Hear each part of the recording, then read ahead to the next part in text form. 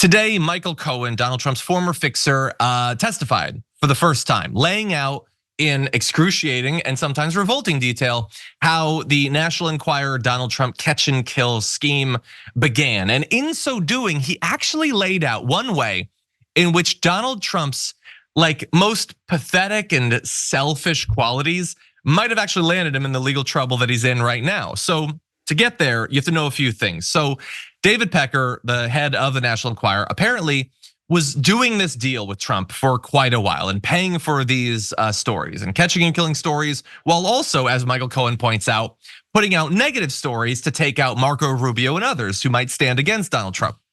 Well, David Pecker, over time, grows angrier and angrier at Donald Trump. And dear viewer, why do you think that might be? Because Donald Trump isn't paying him back promptly. He's refusing to actually give him the money that David Pecker is shelling out to kill the stories.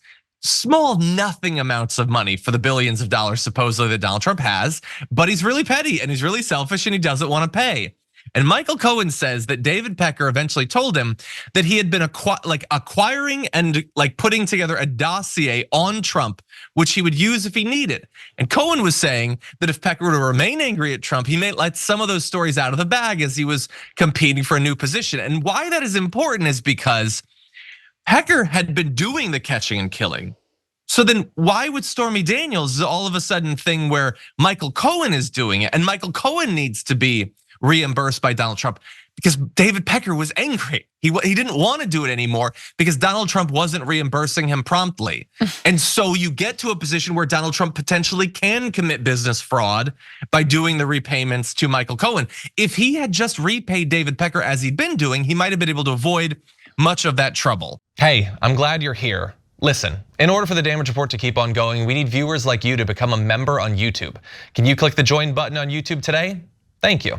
And I also want to point out before we discuss this, because a lot of the stuff about Stormy Daniels it's literally happening right now, and we're gonna find out what he says. We can talk about it tomorrow. But it is super weird, as is pointed out by the New York Times, that you have 2 Republican senators, you have a congresswoman, you have state's attorney general, all with Trump in court now. You have right-wing media, like Newsmax people, in court with him. And a lot of them are clearly using it for clout. Like Eric Trump is live truthing or live tweeting about Michael Cohen and attacking him. It's a way that Trump gets around his gag order. JD Vance is live tweeting at the same time, and others are too.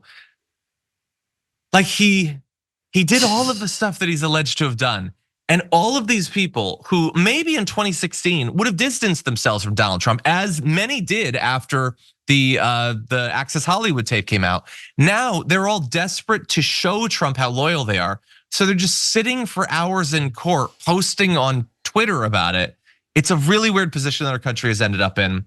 I think I know how you feel about it, Francesca, but what do you think about all this? I think it's incredible that JD Vance, who wants to be Trump's vice presidential nominee, is in the courtroom tweeting, "I'm 39 years old and I've been here for 26 minutes and I'm about to fall asleep." Basically, once again, bringing all of our attention to the fact that Donald Trump's been falling asleep in court. And then being like, but I'm 39 years old and even I'm falling asleep. You're just like, you're such a sycophant. You're so pathetic. And also kind of the perfect Mike Pence replacement. Just like automaton sycophant, change what he thinks from one day to the next. Just like a sort of a blank slate nobody, right? Who's going to be like a perfect little side character and will not upstage Donald Trump at all. But also will never be the leader of the MAGA movement because he's so fake and nobody believes him. Say what you will about Trump, he is actually that racist. He is actually that awful. He actually does want to deport any student who is protesting. No, he wants to do it. But I mean, with all of this stuff, I think it's fascinating and also very fitting that the guy doesn't pay his bills. He is a good businessman because he swindles people. And he has talked about swindling the American people when he talks about how few little taxes he pays, right? And how everyone smart does that. And his audience is like, yeah, hell yeah, I love that. Swindle me more. Now I'm gonna buy your gold coins or your NFTs or whatever I'm gonna buy from you, your shoes. But yes, this is the first case we know about. We knew about Pecker initially, and it is so fitting. All you had to do was be honest in this one transaction, this pretty dirty transaction. You couldn't even do that, and that's why you had to turn to fraud. Yeah, or alternatively, don't cheat on your wife 2 months after she gives birth. Yeah, well, that's stop repeatedly cheating on your wife over and over again with different women over the course of years. You could not do that. That would have been helpful in a variety of Stop trying to date Selma Hayek and then trying to plant a negative story about her because she wouldn't date you. I didn't even know that part. I don't find it surprising at all. Yep. Jesus. And just like the biggest. What is it? Is it incel? Is it just misogynist? Just like sad, horny, severely online guy. He just desperately wants these women to be interested in him. He had apparently said, okay, I'm gonna read one. I wasn't gonna read this, but I'm gonna read it now. Okay, so first of all, really fast. Cuomo is like telling Cohen at the time that this is after Access Hollywood, that you gotta get on tonight to defend Trump or else it'll be too late. And Cuomo apparently said in a text message, he's dying right now. And I saw that, and I just thought, like, not like Cuomo's on like a major network anymore or whatever, but like why is it your job to be like, you gotta get a surrogate on now or else you're gonna suffer politically from this? Like, you're a news person. Like, I know why they want to put a surrogate on your show, but what do you care if he's dying right now? Like, deservedly so, considering the news cycle. But anyway, Michael Cohen said at one point, he spoke directly to Trump about Stormy Daniels early on. He keeps referencing how he knows Stormy Daniels and from golf tournaments and all that. So all that stuff about Trump saying he's never met her or whatever, like they have so much contemporaneous confirmation that he does. But anyway, okay. So he learned that she was shopping the store around. Boss, can I speak to you? He asked Trump before telling him what he'd found out. Cohen says Trump told him not only that he knew her, but that he'd met her at a golf tournament. Trump, Cohen says, told him that Daniels liked him and that women preferred him even over football stars like those who were at the tournament. Sure.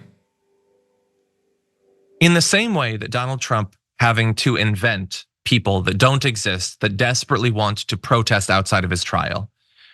This is Donald Trump, who not only is cheating on his wife when she's pregnant and right after she gives birth or whatever, but like it's very, very important to him that Michael Cohen, his employee, knows that the woman he's gonna cheat with really likes him more than football players. He's like he's what, a 65-year-old man at this point, and he's trying to convince a guy that he pays that women are attracted to him. This is very, very deeply pathetic, and I just wish, I'm not saying that like MAGA people should turn against him politically because of all this, but I hope that like if any young men are watching this, they can learn that this is not how you should aim to live your life. Okay, don't be that person. Also, as Francesca was pointing out, don't be JD Vance and all of the others. Like, it really has, you know what Donald Trump is? Donald Trump is an NFT or a cryptocurrency. He's a thing that a lot of people are going to glom onto, and many of them are just going to lose money as a result of it, or get disbarred, or end up behind bars or whatever. And pretty much everybody knows that there's a very real chance of that happening. But some people have convinced themselves, well, if I get out at the right time, then I can strike it big with political influence or with money. They're all riding that wave like you do with the launch of a new cryptocurrency. It's all built on a foundation of scams. Yep.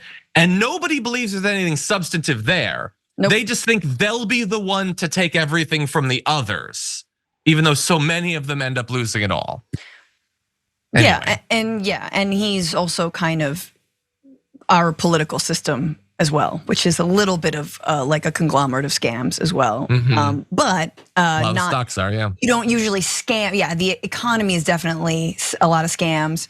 Sometimes our political system can be, but that's why a lot of like sort of elite libs are like, how dare he? And it's like, well, your system honestly has no protections against a scam artist like this, which is, probably not the best democracy in the world if anyone can just do this. Yeah. But can we just remember that Michael Cohen served prison time?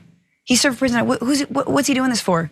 Himself? Out of my loyalty to Donald Trump, I paid Stormy Daniels. No one directed me. Like it is amazing that right-wing news is actually in there because they literally just can't cover it. They'll just have to show that Michael Cohen is a bad dude, but like in service of whom? I have Yeah. some respect for Michael Cohen because he's the one person that actually like served time and flipped because Trump is a mob boss on his boss. Yeah. Look, I also at the same time could say they're going to try to make him look like a bad guy. Well, he's been a bad guy for years and years and years and years and years. Like you can do that. Why does it not bother you that Donald Trump surrounds himself with really bad guys? Like you don't seem to be bothered by that at all. 100%. He was chosen for those qualities.